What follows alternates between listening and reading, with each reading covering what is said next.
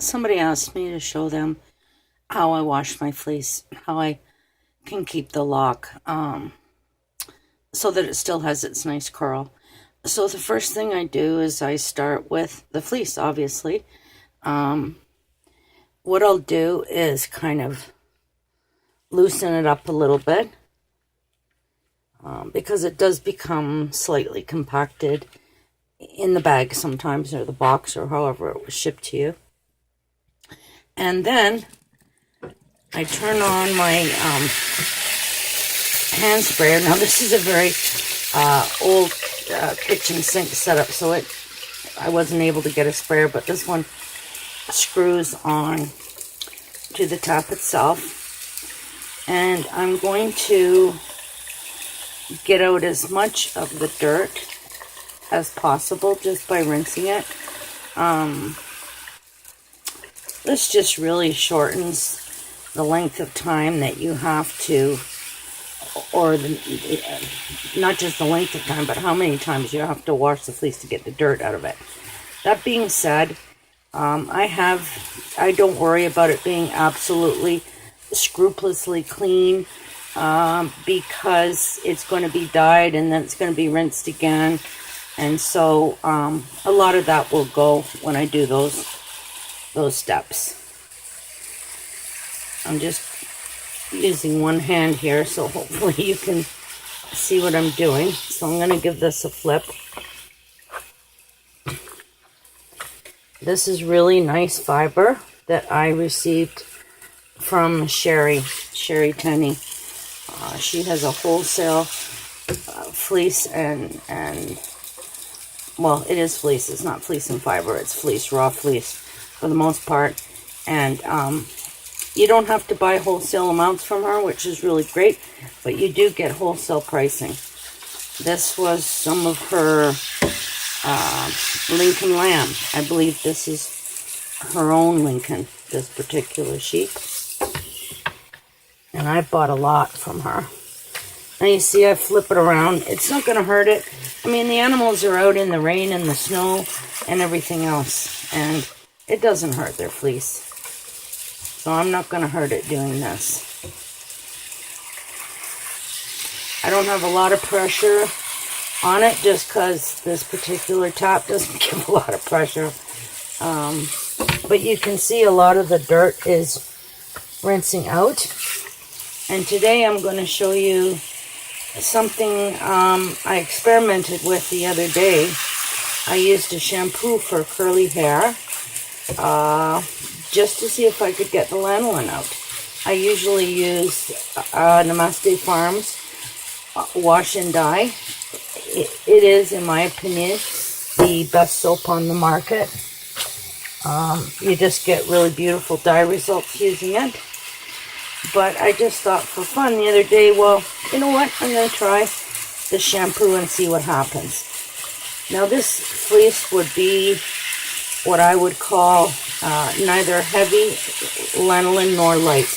It's sort of in between. So okay, I'm happy enough with that. Getting that much off. I'm not worried about getting much more off. And let me just turn this off. One-handed again, sorry. And then I put, let's put some, then I put some water. I don't have a lot this time. It's probably, I don't know, half a pound or more, something like that. So I'm just going to put some in a basin of this big plastic pitcher. That's what it is. And that's quite good. And then I'm going to put the fleece right in there. And sorry if the camera's moving around all over the place. I'm going to put just a little smidgen more in. It doesn't need to be swimming in water.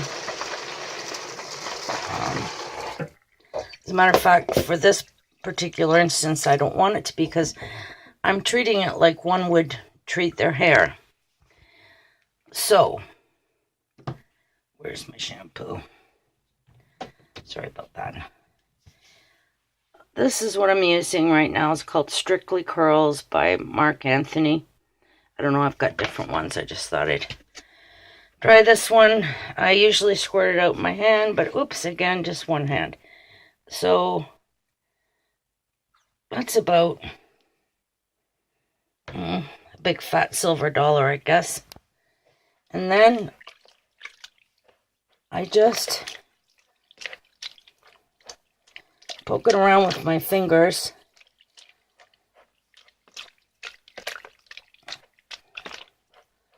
Literally like that. And then I leave it. Leave it for about, oh, I don't know, 10 minutes or so. I mean, as long as it would take to get the dye bath ready and get some dyes in it and the acid in it. So, I don't know, 10 minutes. And then I would literally just pick it up like this and drop it right in the dye pot. Soap, dirt, everything.